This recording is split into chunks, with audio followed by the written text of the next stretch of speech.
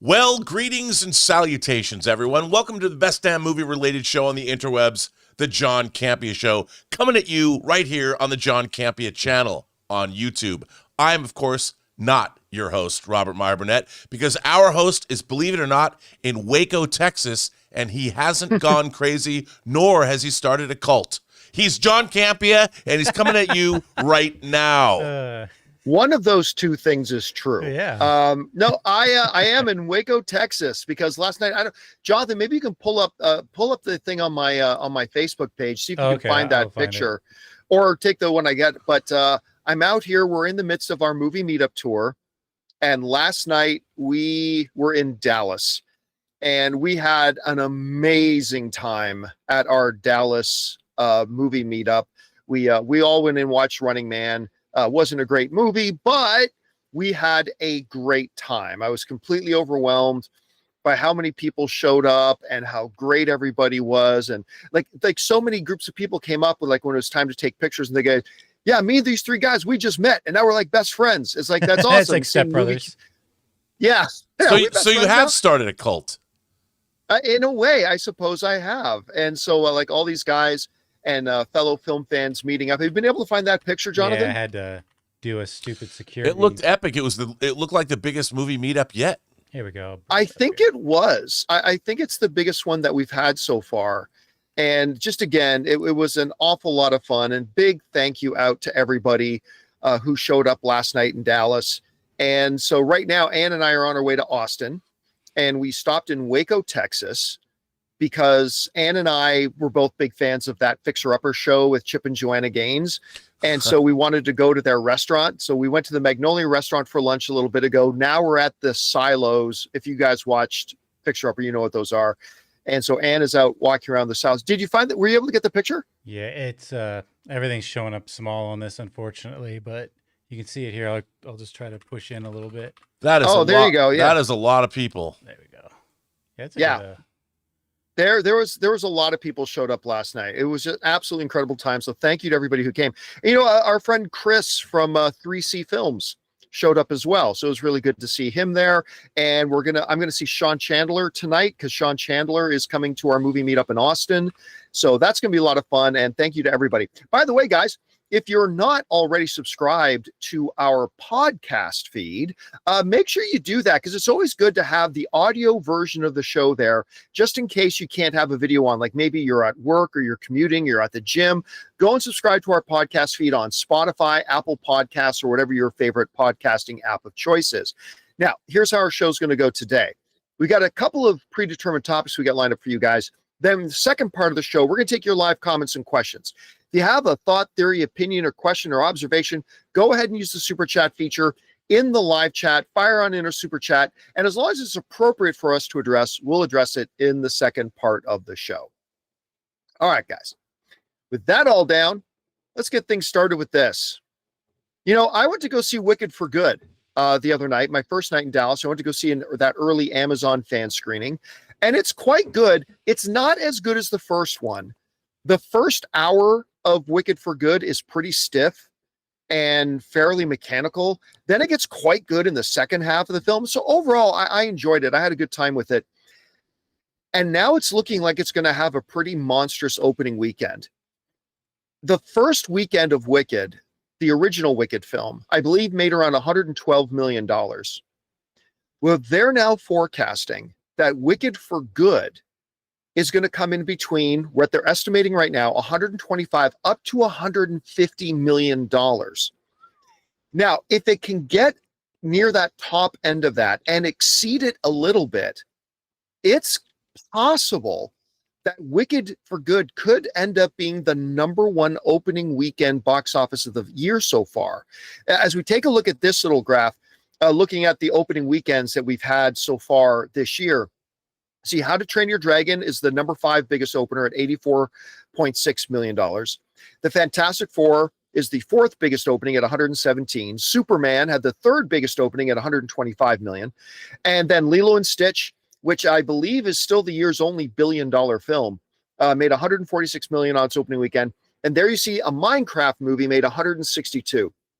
So If it can get to that 150, it'll be the second biggest opening weekend. But if Wicked for Good can exceed it a little bit, like we've seen some films do recently, like remember Alien Predator, or Predator Badlands exceeded its box office projections. If Wicked for Good can beat its projections by like $12 million, we're talking about it being the biggest opening of the year so far, which bodes very well for the overall box office. Now, again, I don't think this one is quite as good as the first one, and I think the critic scores kind of bear that out as well, but it's still a really fun movie to watch. But it gets really darker and more serious in the second half of the film, and I think people are going to walk away pretty happy with it, and it looks like the studio may walk away with a lot of money from it too. Anyway, Rob, I wasn't really quite sure how this one would do on its opening weekend, but it does look like, if the projections hold, that it's going to very handily exceed the opening weekend of the first one. How big can you see this being if it can become the biggest opening of the year? How significant is that or not? And then by the end of the day, how much box office do you think this movie makes overall?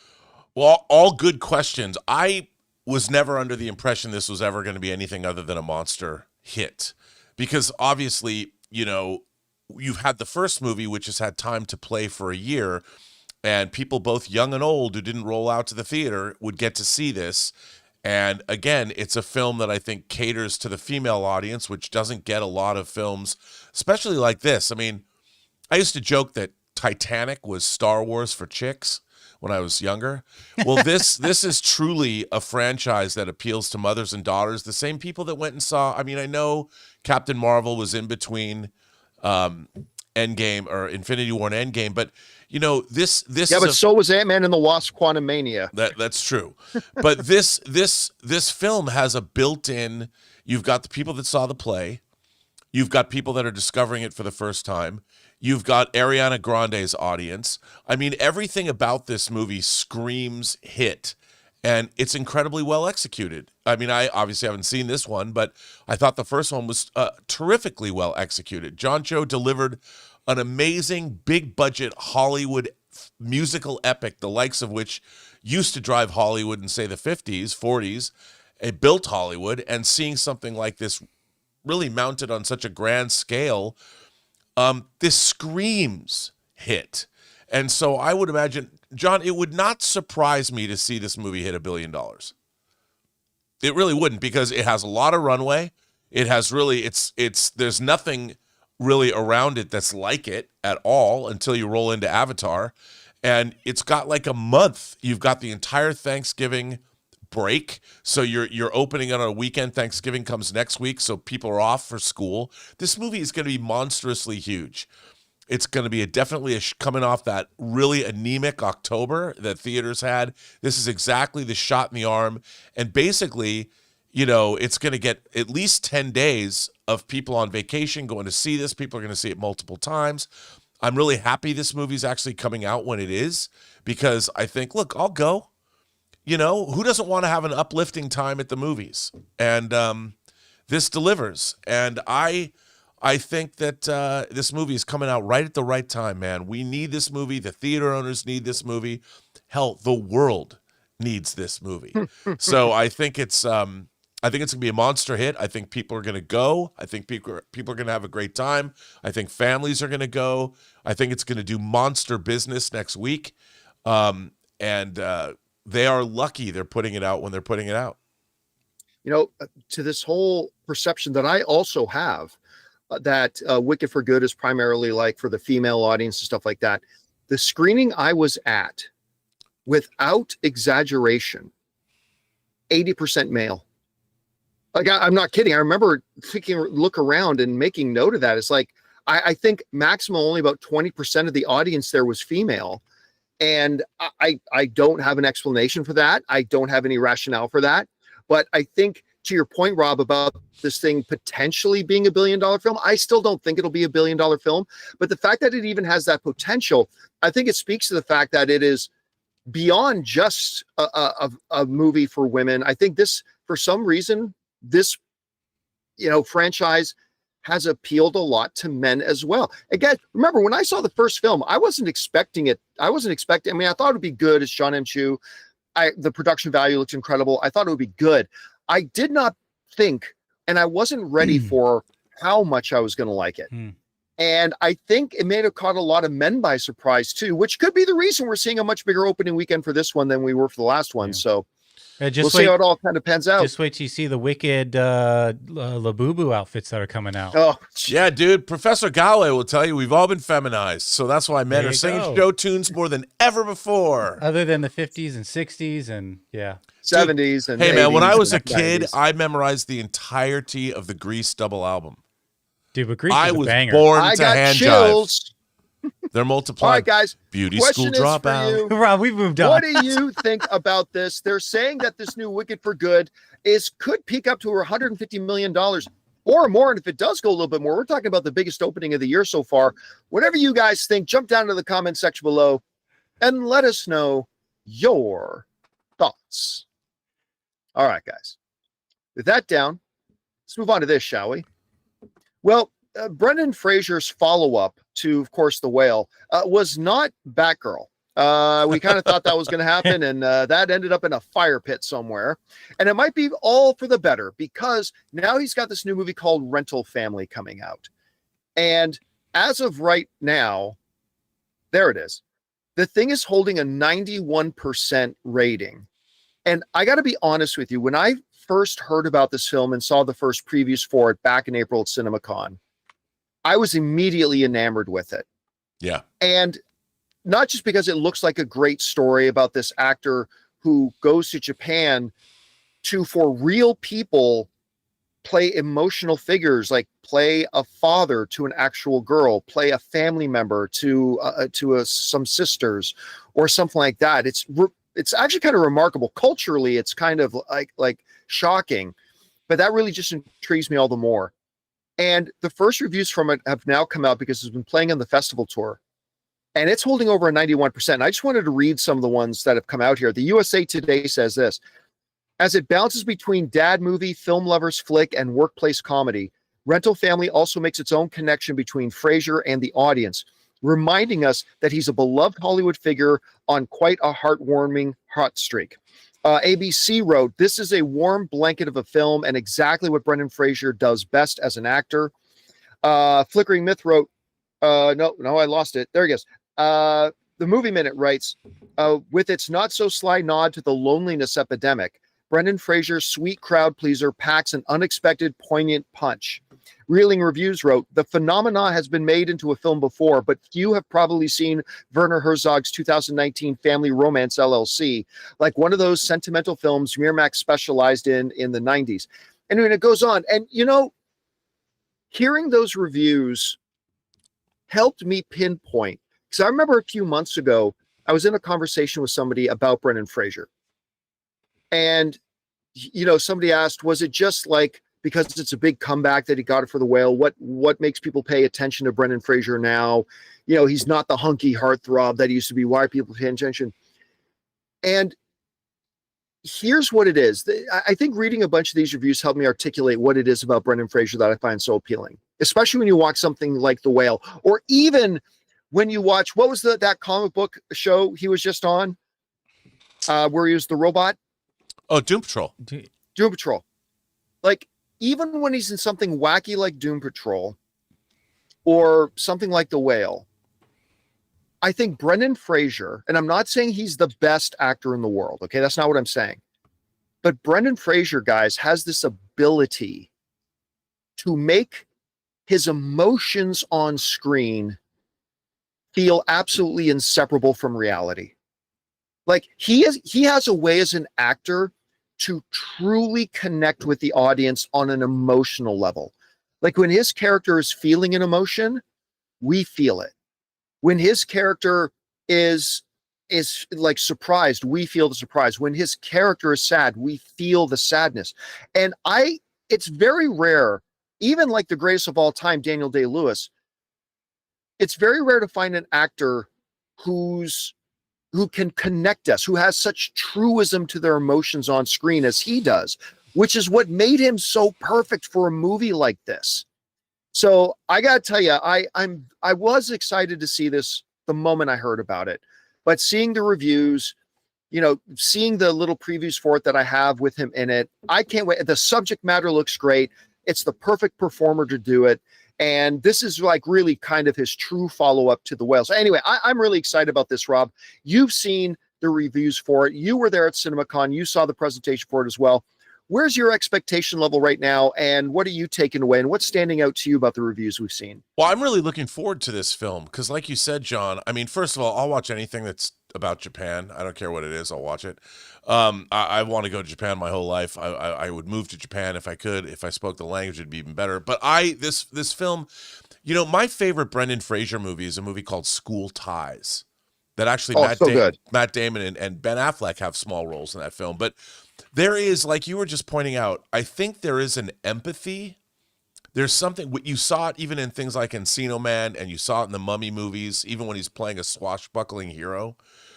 Even as George is the jungle. Yeah, there is a certain empathy in him. It's in his eyes, in his personality, in his delivery. And when I saw the trailer or the presentation at CinemaCon and now the subsequent trailers, I'm like, somebody was really thinking when they cast him in this role. I mean, coming off The Whale, The Whale was I thought he did a fantastic job in that movie, but it was kind of hard.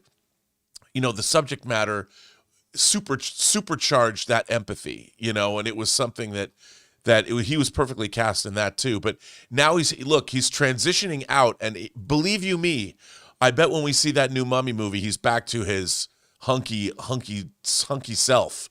And this is kind of that transitional moment when he's now, he's a middle-aged guy. And I think that this film looks like it was the perfect vehicle, and it cast the perfect actor in that role. And I really want to see it just because it has such an interesting premise. And, also it looks like it's kind of a feel-good movie. Yeah, it's like a feel-good lost in translation. Yeah, that's a really good way to put it. Yes. I hope it's good. All right. Me too. Yeah, I gotta say, I'm very excited to watch this film. Guys, question is for you. Are you surprised to see the reaction that this movie's getting? I'm not. Like, I expected this was going to be something that would probably be pretty great. The reviews seem to be backing that up. Have you been looking forward to Rental Family? They haven't been marketing a lot, so I hope they pick up the marketing for it. But I think this movie looks great. Whatever you guys think, jump down to the comment section below and let us know your thoughts. All right, guys. With that down, let's move on to this, shall we? I could be wrong about this. Maybe if I sat down and looked at an actual linear calendar to figure it out, maybe there was one or two that came after it. But the last time I just absolutely loved Dwayne "The Rock" Johnson in a movie. Like, I like him in just about everything I see him in. But the last time I just thought, oh my God, this is so perfect for him, was when they relaunched Jumanji. That movie was so good. Him, Kevin Hart, Jack Black, Karen Gillan, like all perfectly cast, and a wonderful tone, great humor, just a feel-good, great, fun comedy adventure. I absolutely loved it. The second one was also quite good, although I didn't think quite as good as the first one, but it made tons of money. This franchise has made loads of money. So a lot of us have been wondering, well, when are they going to do a third one? Well, they're shooting it now. The third one is being shot as we speak. And they've even released a first image from the set of the film. Take a look at this. So again, we see them all in their outfits that they had in the first and the second films. Jack Black looks great as always. Kevin Hart. But the one thing I was going to point out is Dwayne's a smaller Dwayne than he was in the last couple of Jumanji movies. Now, he's clearly packed on a little bit more muscle since he dropped so much of it for that one role he was playing. But he's not got it all back. So he looks a little bit smaller than he did.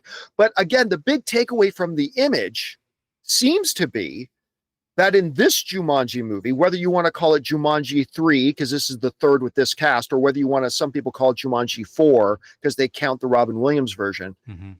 It looks like this one, their avatars actually come into the real world.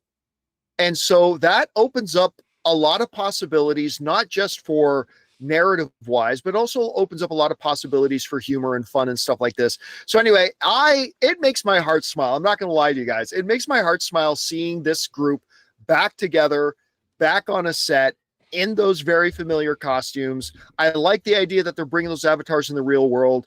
I hope they're able to improve on the second one. Again, I liked the second one. I did. I enjoyed it, but it just wasn't as good as the first. But whatever, I think this looks great. I'm excited to see this next year. Rob, you had a chance to take a look at the picture. They're filming this movie now. How do you feel about the Jumanji franchise at this point? And what do you think about the picture? Well, since they put Karen in it, and that picture hard to get away from explains that. why, give me a nebula. Apparently, they followed Ares into the real world. I don't know how that's going to work out for them. But, I mean, it makes sense. I think it's going to be, look, these films have to be, they have to be fun, adventure-filled romps. And as long as we get that, hey, I'm there for it. And this cast is, this is one of the great casts in modern comedic adventure fantasy film history. You can't go wrong with the cast. And look, Awkwafina too. You can't go wrong. So what's not to love? Again, getting people of all ages out to the movies. It's a family affair here. And hey. Yeah, he was. Jeez, it's just always freaky. The second time I met with Dwayne Johnson, it was in Las Vegas. I got invited. Me and a couple of people got invited to meet with him in Las Vegas this one time. And so we went to the hotel where we were supposed to meet him. I got there a little bit early. So I'm just sitting in the foyer of the hotel, and it's like at 7:00 in the morning. Okay. And I'm just sitting around waiting for a bit. And then in from the front door of the hotel, walking through the lobby, is Dwayne Johnson with like 3 or 4 of his people in shorts and a tank top. He clearly just came from his morning workout. Now, I was there at 7.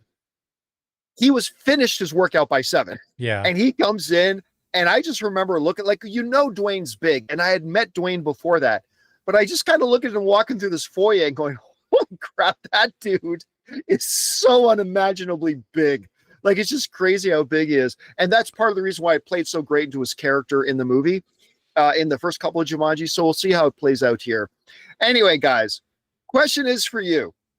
What do you think about this? First of all, the fact that they are now there, they're shooting the new Jumanji movie, but also we got that first image. I think they look fantastic, but also now they're coming into the real world. What do you think about that whole thing? Whatever your thoughts are, jump down to the comment section below and leave your thoughts there. All right, guys. With that down, we still got a couple of other things we need to talk about, including Rian Johnson, as they're getting ready to launch Knives Out 3, Wake Up Dead Man.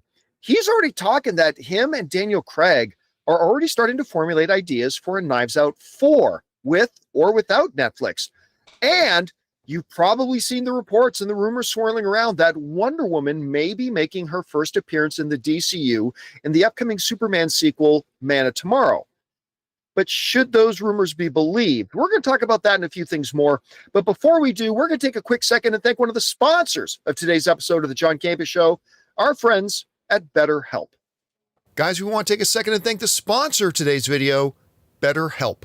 Guys, as the days start to get shorter and it starts getting dark before you've even had dinner, this time of year can feel a little heavier than usual. And something I've been trying to do lately is to reach out to people I haven't connected with in a while. Just last week, I messaged a buddy of mine that I haven't talked to in a while, and we just grabbed lunch. And afterwards, I found myself thinking, why didn't I do this sooner? This time of year isn't easy for everyone, and staying connected really does matter. We're better when we have community, when we have support, and when we make the effort to check in with the people we know and love, and check in with ourselves. And for a lot of people, reaching out for therapy is the same way. It can feel like a big first step, but once they do, they often say, why didn't I do this sooner? And BetterHelp can be that first step. BetterHelp's therapists follow a strict code of conduct and are fully licensed in the US. They'll also do the matching work for you. After a short questionnaire, they'll help connect you with someone who fits your needs, drawing on more than 12 years of experience. And if the match isn't quite right, you can switch therapists anytime. time. So this month, don't wait to reach out. Whether you're checking in on a friend or reaching out to a therapist yourself, BetterHelp makes it easier to take that first step. Our listeners get 10% off their first month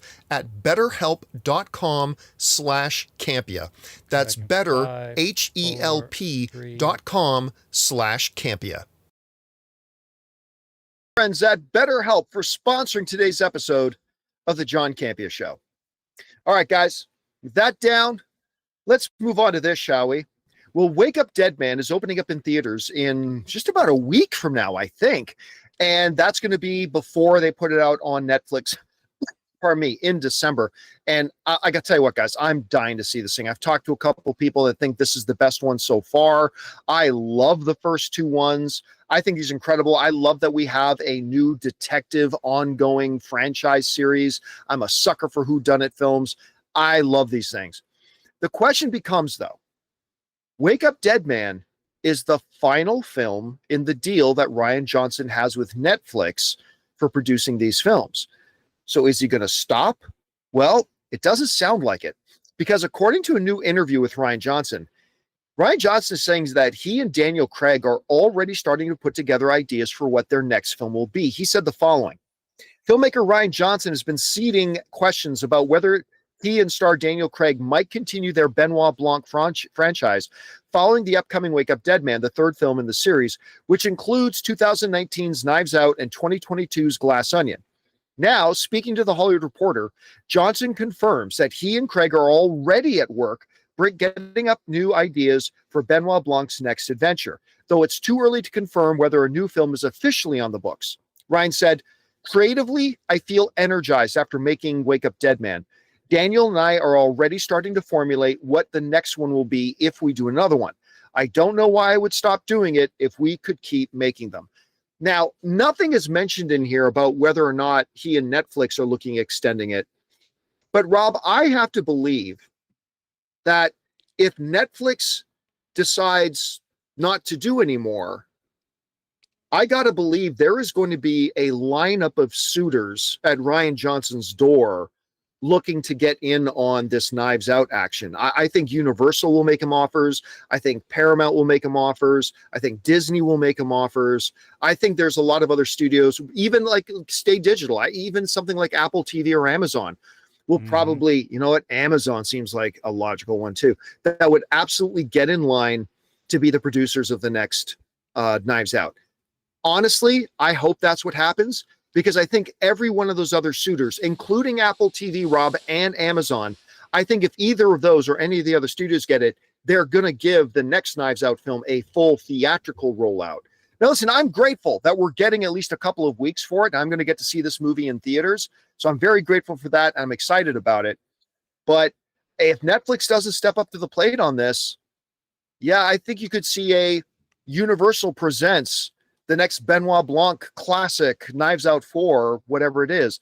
So anyway, Rob, do you think this is something that Rian Johnson should continue making? If so, what do you think the chances are that Netflix may want to re-up? Or does Rian Johnson take his toys and go to another studio at this point? What do you think? Well, look, I love this franchise. I can't wait to see Wake Up Dead Man. I really had a great time with Knives Out, which I thought was terrific, and I really like Glass Onion a lot. So I think, look, we always talk about new franchises. Here's another one. John Wick and the Knives Out franchises. I mean, they're not like our big epic fantasy sci-fi blowouts, but they're very respectable franchises. The thing I wonder is, how do the rights work? Because you had, did Netflix purchase all the rights? Did they purchase the rights to these two movies? They made a 2-film deal. Right, but do they own those 2 films, or do the rights revert back to, because they probably own those films, but the rights to the characters to carry on would probably remain with Rian Johnson. Yeah, it'd be interesting to see, because, you know, the one drawback of trying to get another suitor to buy the films or to make another movie is they won't own the franchise will be bifurcated. Yeah. You know, if Warner Brothers owns those 2 movies, you're never going to have the Benoit Blanc franchise sitting in one place. Well, they'd have to license it. They'd make a license deal. Yeah, that's what they'd have to do. But it'd be interesting, or just buy them outright. I don't know. But I would imagine that Netflix, it would be in their benefit to make another deal. Why not a 3-picture deal this time? Pony up some cash, Netflix. I mean, here's something that has been doing well for you. Everyone likes these movies. You've got great creative partners. Why not keep that going? Better than Rings of Power over Amazon. Listen, Rings of Power season Just 2 like was pretty good. It looks like a Stray. It was much better than season 1. But look, here's the interesting question to me. What if it's just a 2-picture deal, period, that they had? And let's say Netflix wants to re-up. Does Rian Johnson go with Netflix? Or does he say, hey, thanks, Netflix, it's been fun, but bye, Felicia. I want a full theatrical run for my films. Now that we've seen over the course of 3 movies, these work. And I'm going to have other suitors. So assuming, because I haven't read anything, Rob, about Netflix having an option for more. The only stuff I've ever read was that they signed a solid 2-picture deal. I did not read anything about Netflix holding the option or having a right of first refusal. So here's an interesting question for you. Rian Johnson has not said anything negative about his experience working with Netflix, other than the fact that he'd like to have his films have more of a theatrical run. But let's say it's open to anybody and Netflix gets in line as well and says, yeah, we'd be interested in making more. Do you think Rian Johnson stays and keeps his films at Netflix, or do you think he leaves and goes with somebody else? Look, doing business, they gave him $450 million, and that's not bad. So I would say that yeah, if we're doing good business together, it makes sense, I think, to continue doing business if that's what Netflix wants to do. And Netflix is dipping their toes further into theatrical. Maybe this could lead the way toward, Wake Up Dead Man is getting a bit of a theatrical release. So I would say that the safe bet would be to say that there's probably going to be a new deal in the offing for another, I would imagine more than one movie. Because, of course, why not build 2 when you can get 2 at twice the price, according to S.R. Haddon in Contact? But yeah, I think Netflix is. I would bet on Netflix on this one. I don't think anyone else is gonna take it away. Here's my guess. I honestly think that if Netflix and let's just say Universal, for argument's sake, Netflix and Universal both are coming in with a bid of, I don't know, $600 million for 3 films. Let's just for argument's sake. I think whichever one gives to Rian Johnson a guarantee a full theatrical run out is the one he's going to go with. Because he's not been silent on this. Like, Rian Johnson has expressed publicly that he does wish that Netflix would give these films more of a theatrical runway. And I think if Netflix comes in and says, hey, we want to sign a new 3-picture deal, I think, and I'm just speculating here, but I could see Rian Johnson say to them, that sounds great to me, but I want a commitment from you for full theatrical releases for my films prior to going to Netflix. None of this 2-week nonsense, none of this limited number of theaters nonsense. I want full theatrical treatments from them. And then the ball is going to be in Netflix's court. Because I agree with you, Rob. I think if Netflix were to come to the table with Rian Johnson and say, yeah, we'll give you another 2-film deal or 3-film deal, whatever. We'll give you X amount of money and we'll give you a full theatrical commitment. Then I agree. Then I think Rian Johnson stays at Netflix and makes his next films there. But if he does not, if Netflix does not give him those assurances, if Netflix does not give him that theatrical commitment, I can completely see him go somewhere else. Now, you brought up the problem, Rob, and you were right to do so, about how the rights, if it goes somewhere else, the rights to the Knives Out things are then, fractured. But they already are, because the first Knives Out wasn't made with Netflix. So there's already a little bit of that question.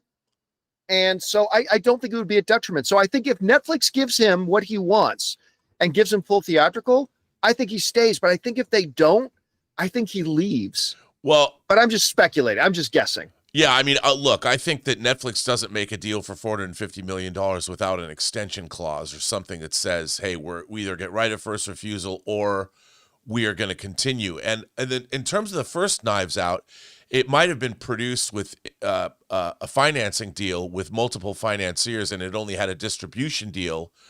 I don't remember who put out Knives Out. I don't remember. I want to say Paramount, but I could be wrong. The first one was Lionsgate. Okay, It was Lionsgate. Okay. So that might have only been a distribution deal, or not. I mean, I don't know, but I think that Netflix would be the obvious person, and if Knives Out was made with a consortium of financiers, they might own it, and indeed, Netflix might have licensed it. But I'd be curious because I like the way I like finding out how things work within the business.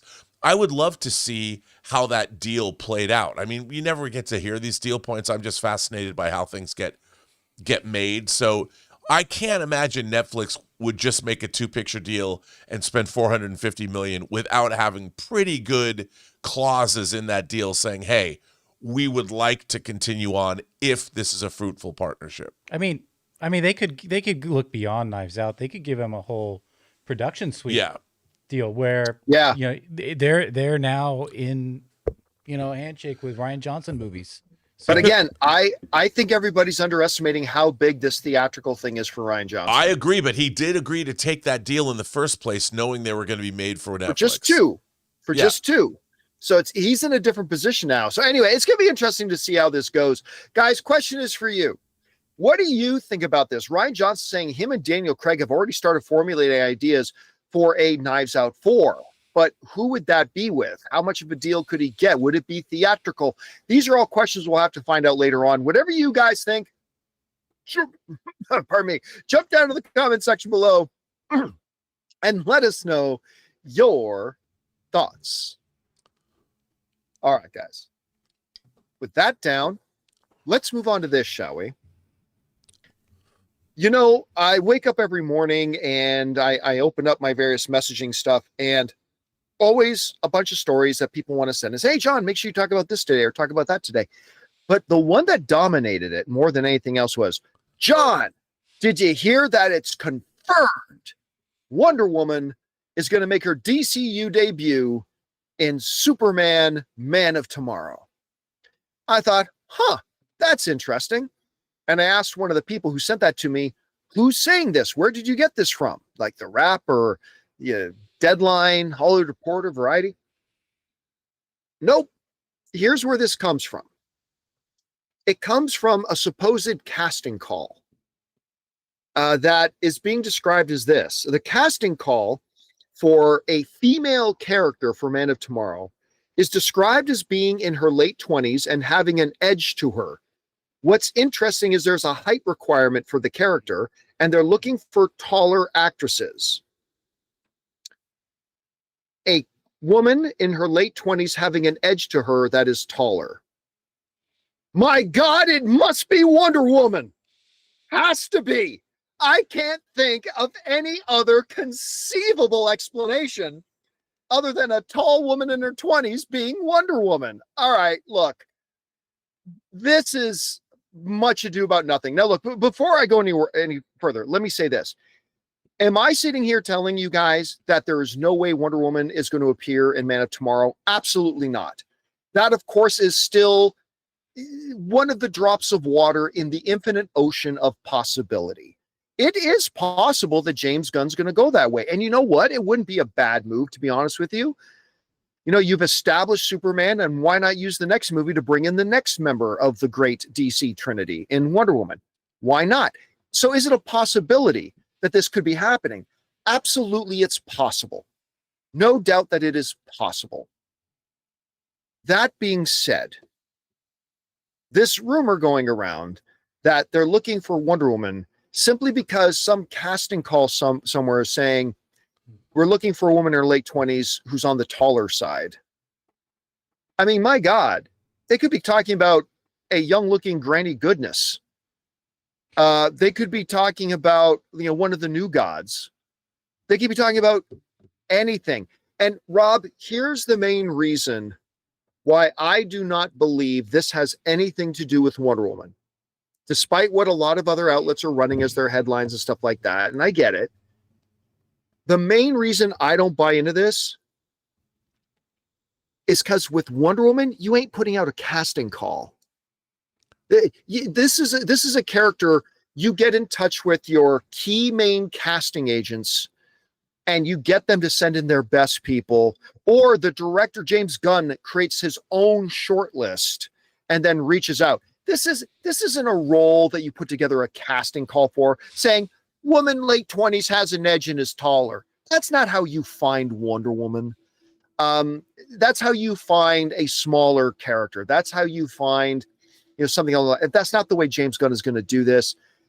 For Superman, they didn't put out a thing looking for guy, dark hair, square chin, apply below. Like, that's not how he found David Cornsweet.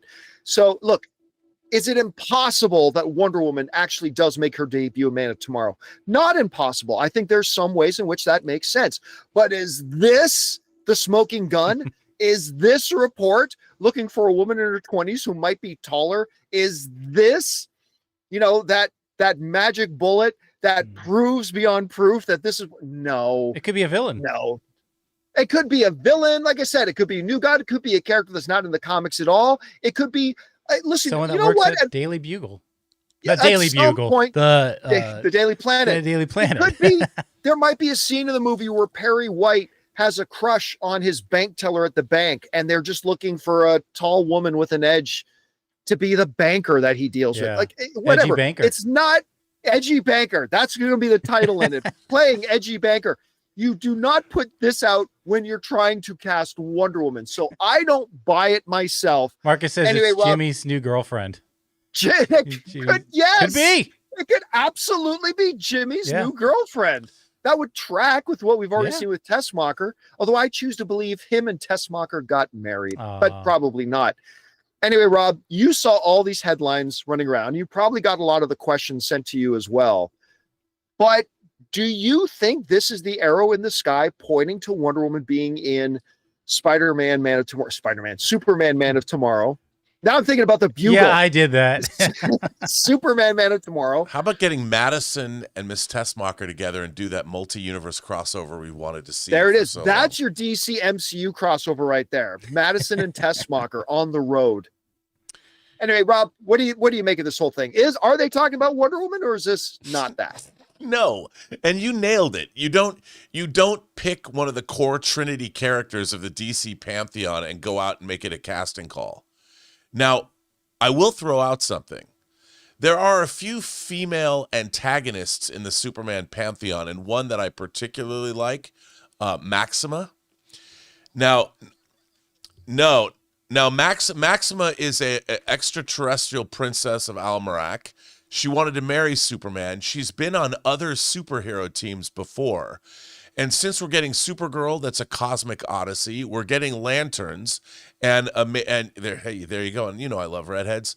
And so the idea that they might, because Brainiac is probably coming from space, and this might be the kind of character that they're looking to catch lightning in a bottle if they want to add her to the script, because she's the kind of character I could see James Gunn leaning into. And it's an opportunity if you're going to go cosmic, and you've got these you got 3 movies that have these cosmic connections, you could go that way. And I could see that being something that they're looking for, because that's the kind of thing that you would go and find more of an unknown actress if you wanted to. If she doesn't play a large role, but if you find somebody that surprises, they have an opportunity to expand that role if they want. So I'm not saying it's going to be Maxima. I'm just saying it could be a character like that who's going to be not a huge player in the movie, but maybe Brainiac devastated her world or something, and it'd be a great time to go out. Because you also, when you're casting roles, John, you also do want to find... David Cornsweet was somebody they found. They went through a long process to find him. And when you have smaller roles, it's a great way to discover people, because everyone loves to discover a new talent and introduce them in a star-making role. So I could see James Gunn looking to do something like that. All right, guys. Question is for you. What do you think about this? Do you think this casting call is the smoking gun? This is the definitive proof that they are looking for Wonder Woman for Superman, Man of Tomorrow. I don't think that's the way they're going here, although they could get Wonder Woman, but I just don't think this is it. That's not how you cast Wonder Woman, but maybe it is. What do you guys think about this? Whatever your thoughts are, jump down to the comment section below and let us know your thoughts. All right, guys. With that down, it's time for us to move on to the most important part of our show, which is, of course, taking your live comments and questions. Now, you send in a comment or question using the super chat feature. We've already turned the super chats off. So if you've not sent in a question already, you're not going to be able to just save it until tomorrow's show. But the other thing we need to do before we get to those, we have to thank Robert Meyer-Burnett for being here. Great job as always, Rob. We will talk to you again tomorrow. I'm going to start singing Grease show tunes again, John, and I'll be back. And what are you looking at, by the way? You're looking off in the distance like a bright future. Like he's like heroic. I was illuminating my face in the light. I was looking in the light. You're looking up to a future of possibility. Yes, I was looking into the light. He's hoping James Gunn is watching. Serenity in the light, as we know from Poltergeist. He's hoping James Gunn is watching. Give him a role. I'm looking for Maxima. Right now. And of course, guys, the other thing we need to do here is thank another sponsor of today's episode, our friends at Zapier. Guys, we want to take a second to thank the sponsor of today's video, Zapier. You know, one of the biggest game changers of the past year has been AI. But let's be real, just talking about AI doesn't actually make your day any more productive. What does make it more productive is finding tools to put AI to work for you. And that's where Zapier comes in. Zapier is the easiest way to take AI and plug it directly into the apps and processes that you're already using every day. No IT bottlenecks, no complexity, just results. For me, it's been about saving time on repetitive stuff so I can focus on the work that matters and I actually enjoy. And it's not just me. Over 3.4 million companies are already using Zapier to streamline everything from sales and marketing to IT and HR. With their AI orchestration platform, you can connect top AI models like ChatGPT or Claude right into the apps you already use. So whether it's automatically enriching leads, coaching your sales team, or even resolving IT tickets, Zapier makes it simple. Guys, join the 3.4 million companies already automating with Zapier and transform how you work with Zapier and AI. Get started for free by visiting zapier.com/Campea. That's zapier.com/Campea. Thank you to our friends at Zapier for sponsoring today's episode of the John Campea Show. All right, guys, with that down, let's get on to the important stuff here. Your live comments and questions. Jonathan, what we got up first? We got, who is first? Zach. What are the chances Avatar 4 and 5 get delayed? I mean, let's look at the history of the Avatar franchise. It's littered with delays. So, look, at this point, if I had to put money on it, I don't think they'll get delayed. But I wouldn't bet against it. Again, there's just been too much of a history of these projects being delayed more and more and more and more. Now, maybe they've got them all locked in now. And if they do, great. And I choose to believe that's the case. But it certainly is a possibility because it's happened so many times before. All right. What's next? We got Matan who says, we saw over the years the MCU affecting the comics. Could the opposite happen with the MCU having synergy with Marvel Rivals? That's that online video game. Vanessa Kirby has expressed interest in wanting to play Malice. No. I could totally see like some big new great storyline in the comics influencing what then happens in the movies. Mm-hmm. Like you've said, we've seen the movies influence the comics. But do I see a video game influencing the movies? No. Like, could they lift some small idea here or there? Sure, why not? But do I actually see something that I would call influential and influence in steering the direction of the MCU from a video game? No, I don't see it happening. I mean, I could be wrong, but I just don't see it happening. Next up, we got Curtis Lopez, who says, since you'll be in Orlando soon, if you need a recommendation for breakfast, no joke, kind of think it is, the Waffle House that's right across from Disney World. It's great. Don't worry, fights only break out at night. and loves Waffle Houses. I think the one thing we normally don't do when we're out in the van is go out to get breakfast. I like to make breakfast in the van. Like whether it's this, that, I mean, this morning I made up, omelets this morning and that. So we'd like to just generally have breakfast in the van. So we're not spending all of our money eating out because when we're out in towns, we do want to have either lunch or dinner out at some nice restaurant or some fun restaurant or a really good, delicious restaurant, whatever. But breakfast, we normally just stay home in the van and make breakfast in the van. All right, what's next? All right, we got Rommel, who says, "Hey guys, used to message under Dookie Shoes. I remember that. I just watched The Long Walk. Over under 1.5 Oscars for David Johnson in his career. Oh, in his career. Under. Winning one is next to impossible. Like winning one is next to impossible.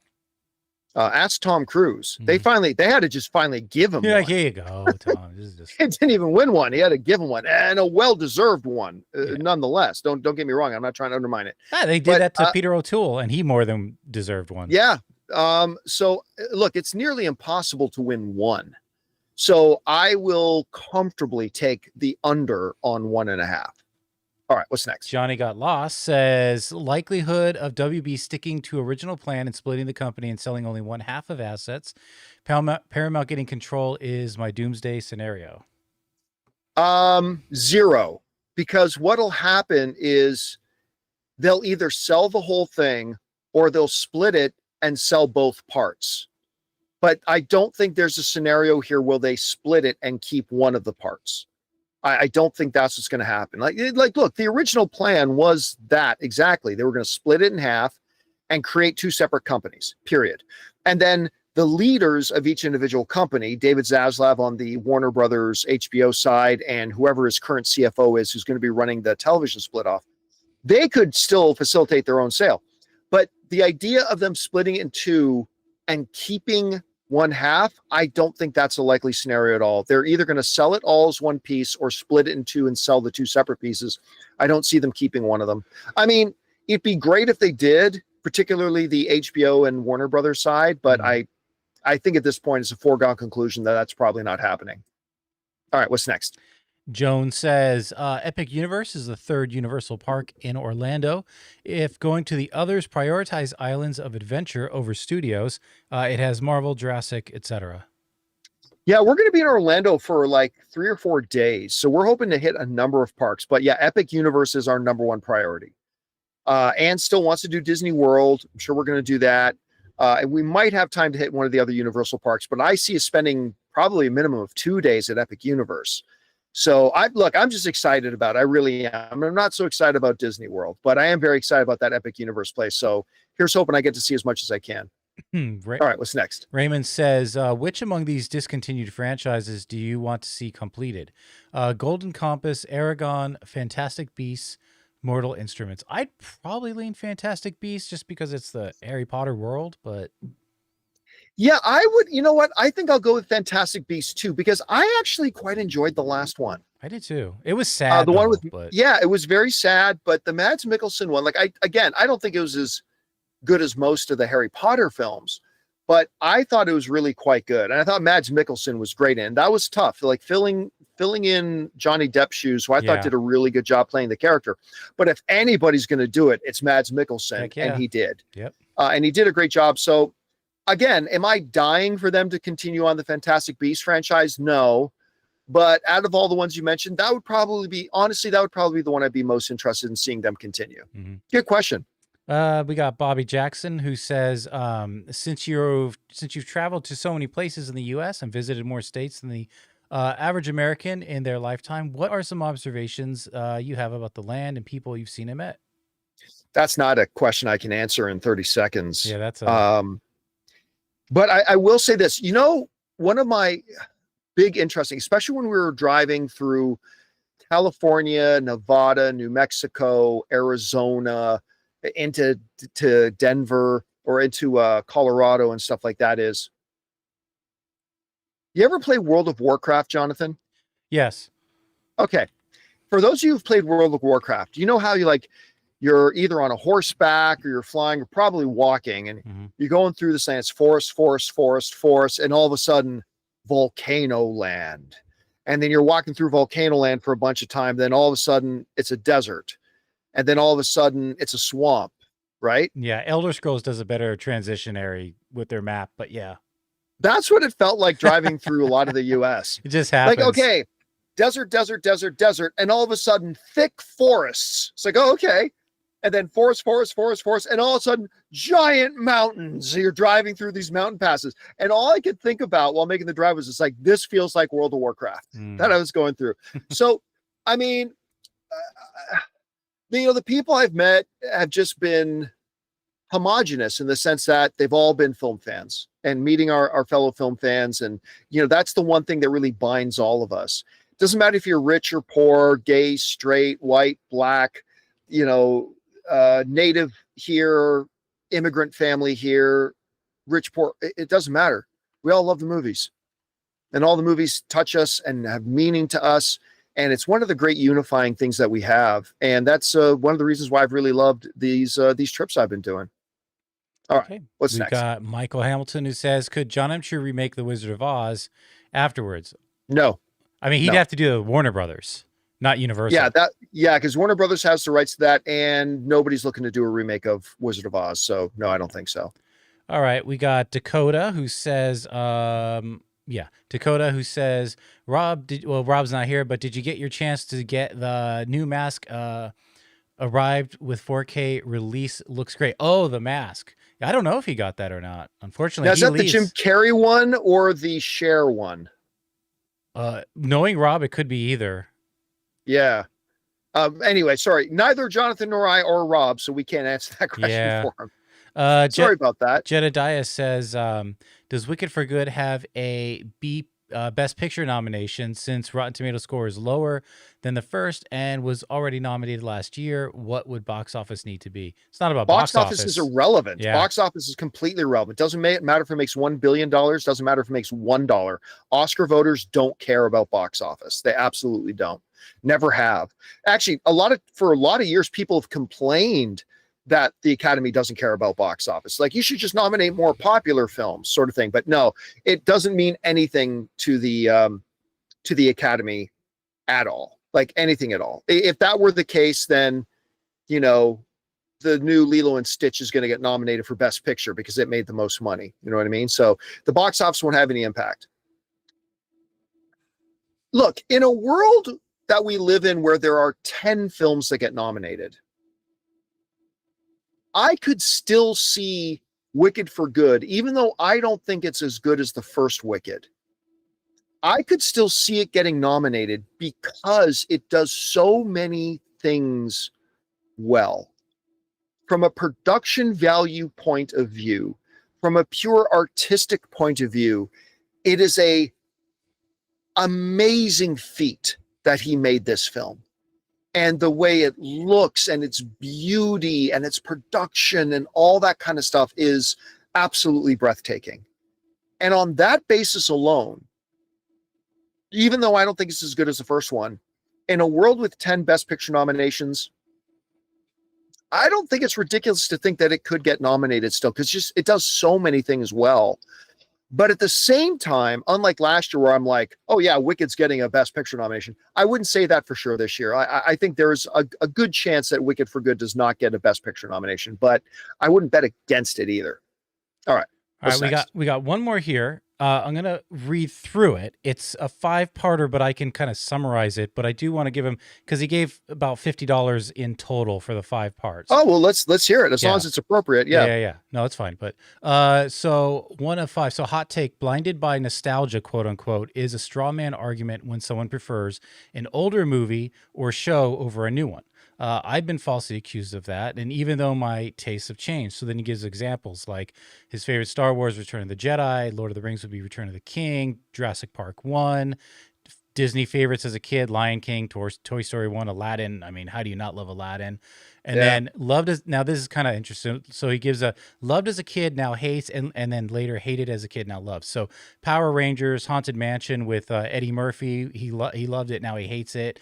Dr. Dolittle, Big Fat Liar. I like Big Fat Liar, but loved it as a kid, now hates it. And then hated as a kid, but now loves Disney's Hunchback, Roger Rabbit. Oh, come on, The Secret of NIMH. I love that no matter what. Secret of NIMH's amazing.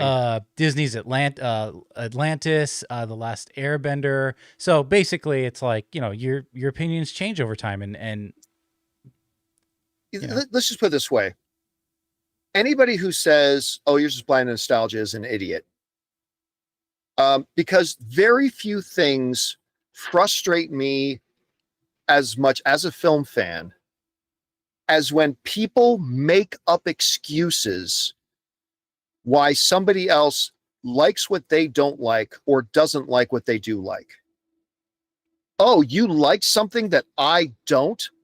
Well, let me make some bullshit reason up, because the reason can't be that it has certain qualities that really appealed to you and thus you really enjoyed it. That can't be it. No. You must either be biased or you're blinded by nostalgia. Shut the fuck up. You're not me. You don't know me. You don't get to say why I liked something, you ignorant piece of shit. Seriously, it really. And he said that to me, guys. Yeah, every day. Yeah. Damn it, Jonathan! I told you not so much foam in my latte. My Zoolander reference. It is so frustrating to me when I hear people make excuses, and there's others. Like, it's not just you're blinded by nostalgia. Another good one. Excuse it. You just didn't get it. No, I got it.